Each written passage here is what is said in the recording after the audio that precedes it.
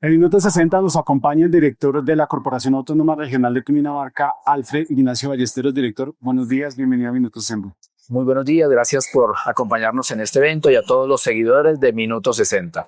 Director, estamos en la realización de este foro de entornos sostenibles y economía circular. ¿Cuál es la importancia para Bogotá y la región de entender la economía circular y la optimización de los recursos? Bueno, la importancia es que aquí tenemos una cuarta parte de los habitantes del territorio nacional, se produce también un 25% del Producto Interno Bruto y esto implica que tenemos una gran presión sobre el uso de los recursos naturales y por efectos del cambio climático, pero también por una gestión inadecuada de los recursos. Hoy se nos están agotando estos recursos naturales, se nos está agotando el agua, se nos está agotando la biodiversidad y de esa forma ya participar en los procesos de economía circular y transformar los procesos productivos que hay en el territorio con criterios de sostenibilidad ambiental dejó de ser una alternativa, dejó de ser una opción y se convirtió en algo obligatorio. Por eso el llamado que estamos haciendo a través de este foro a que 715 empresas se vinculen a esta iniciativa, ya que sigamos fortaleciendo los procesos de economía circular en cada uno de los sectores y subsectores de nuestra economía. Acá hay un tema muy importante sobre la vinculación de las empresas y es ¿qué va a pasar con el río Bogotá? Usted hacía una advertencia, recordaba la advertencia del agotamiento del recurso del río Bogotá.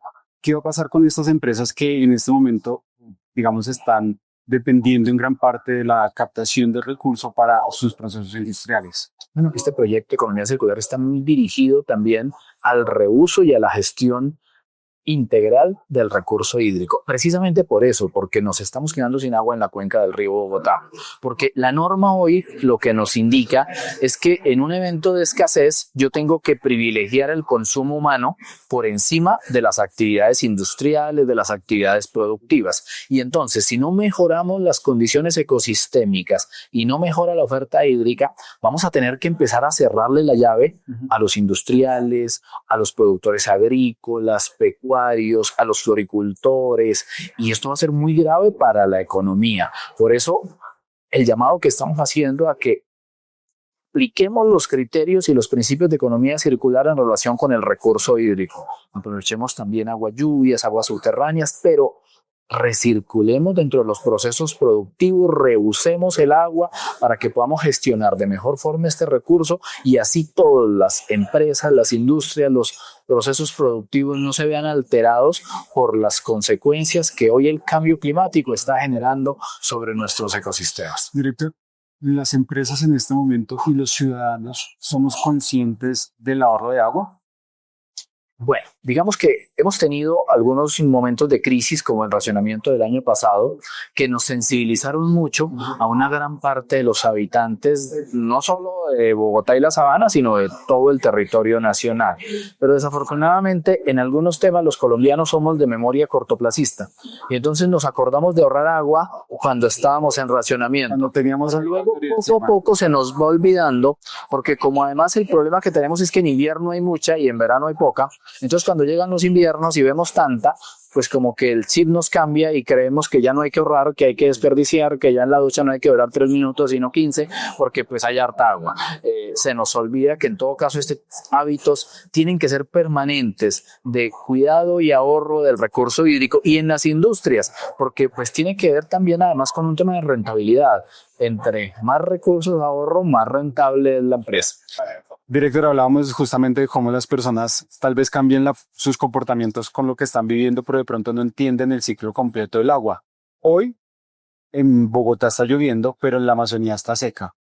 ¿Esto va a afectar a futuro la disponibilidad del agua en Bogotá y la región? Bueno, tú dices algo que es cierto y es que a veces las personas que habitan los centros urbanos no tienen la conciencia y la claridad de cómo opera el ciclo del recurso hídrico. Y como no están cerca de las fuentes naturales, de una quebrada, de un río, de un páramo, a veces incluso desconocen de dónde viene el agua. Claro. Y eso lo vimos en una encuesta que realizamos el año pasado. El 70% contestó que creían que el agua venía del tubo. ¿De dónde lo saca? para muchos es su realidad.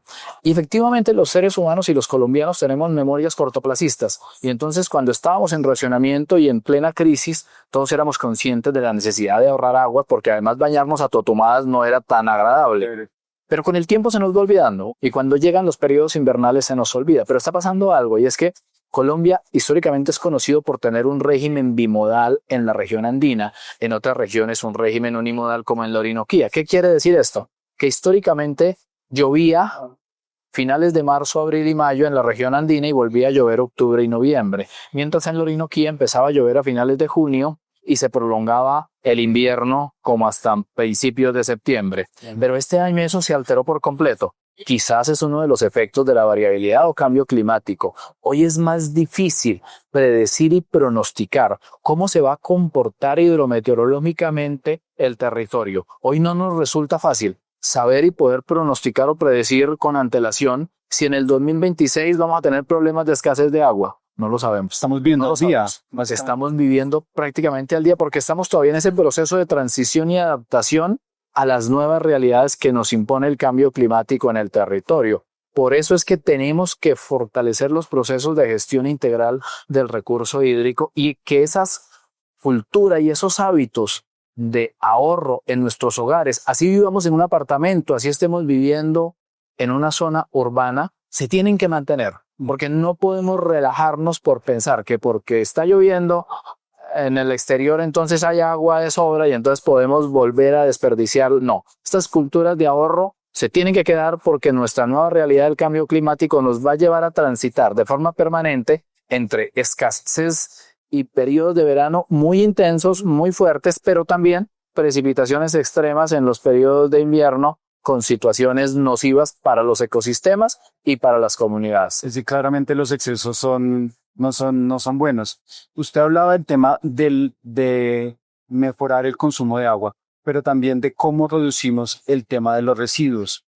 ¿Qué está pasando en este momento en Bogotá y la región en términos de cómo estamos disponiendo finalmente los residuos? ¿Y cómo está la capacidad en este momento de Doña Fana y Mondoñedo, que usted también hacía una alerta importante sobre esto?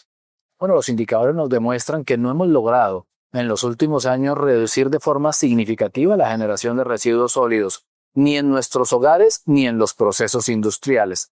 Y tenemos unas situaciones complejas. Doña Juana tiene 2 años de vida útil, Nuevo Mondoñedo tiene 6 años de vida útil y son los únicos 2 rellenos grandes que tenemos aquí en el centro del país para recepcionar y gestionar cerca de 11.000 toneladas diarias de residuos que estamos generando. Y lo que preocupa a la autoridad ambiental es que hoy no tenemos la certeza de cuál es ese plan B que debería tener todo territorio y toda gran ciudad.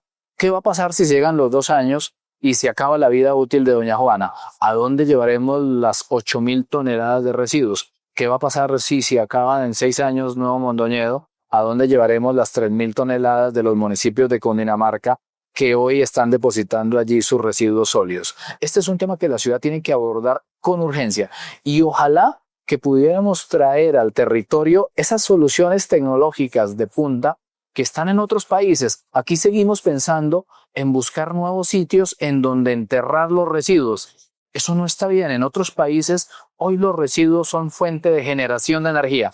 Hoy no están pensando en rellenos, están pensando en parques tecnológicos.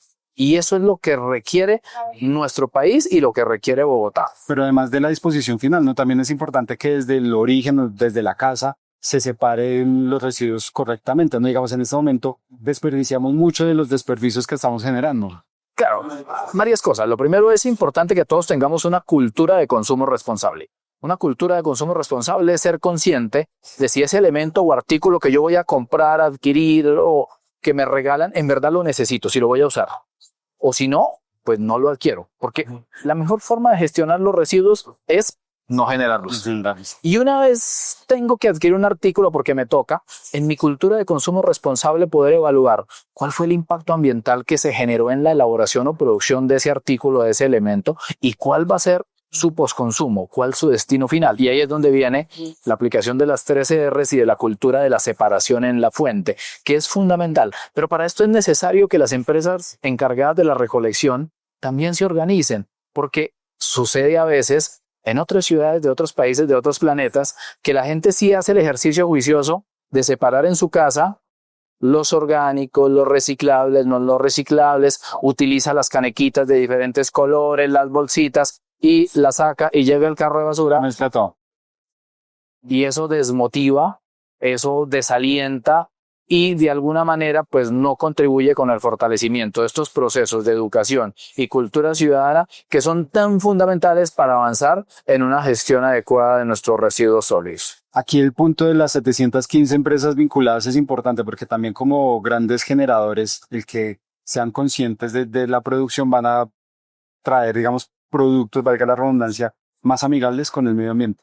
Bueno, la idea es que estas 715 empresas sean un referente en economía circular, que sean las empresas que se encarguen de que toda su cadena productiva, todos sus aliados, proveedores, las personas que les prestan servicios, que les suministran bienes, vayan poco a poco transformando desde el diseño de sus productos para que sean ecodiseños con criterios de economía circular hasta el proceso de producción mismo para ir disminuyendo hasta el punto de que lleguemos a eliminar la generación de todo residuo en el proceso productivo o que podamos reincorporar los residuos o al mismo proceso productivo o a un nuevo proceso productivo, que podamos reincorporar el recurso hídrico luego de utilizarlo en el proceso productivo y hacer el reuso del mismo. Ese tiene que ser el objetivo en estas 715 empresas, pero que además esas experiencias exitosas, muchas que hoy ya se están implementando, otras que se empezarán a implementar, puedan ser replicadas en todo el territorio CAR y ojalá también en el territorio nacional, porque claramente hoy aplicar la economía circular dejó de ser una alternativa y una opción y se nos volvió obligatorio por los efectos del cambio climático y por la escasez de materias primas y de bienes y servicios ambientales en nuestro país. Y que los expertos hablan que la economía circular también puede ser como otra fuente de ingresos. Director, muchas gracias por su tiempo. Importante el mensaje final para los ciudadanos es ahorrar los recursos y reducir los desperdicios, ¿no? Gracias a ustedes, a Minuto 60, a todos los seguidores. Tenemos que entender que la gestión ambiental no es una responsabilidad exclusiva de las entidades públicas que tienen la tarea de trabajar por la administración y conservación de recursos naturales, sino que la gestión ambiental es una responsabilidad de todos los ciudadanos, que todos deberíamos medirnos la huella de carbono y en función de esta medición entender que debemos compensarla, que debemos disminuirla y sumarnos a esta serie de estrategias, porque la economía circular no es solo para las empresas, también aplica en los hogares, también aplica en la posibilidad que yo tengo en mi casa de darle un segundo uso a muchos artículos y elementos que habitualmente adquiero en vez de estarlos enviando a un relleno sanitario donde en ocasiones terminan contaminando ecosistemas, contaminando suelos, contaminando recurso hídrico. La gestión ambiental, insisto, es una responsabilidad de todos. Director, muchas gracias. Yo soy Camilo Cruz de Minuto 60, un infinito de información.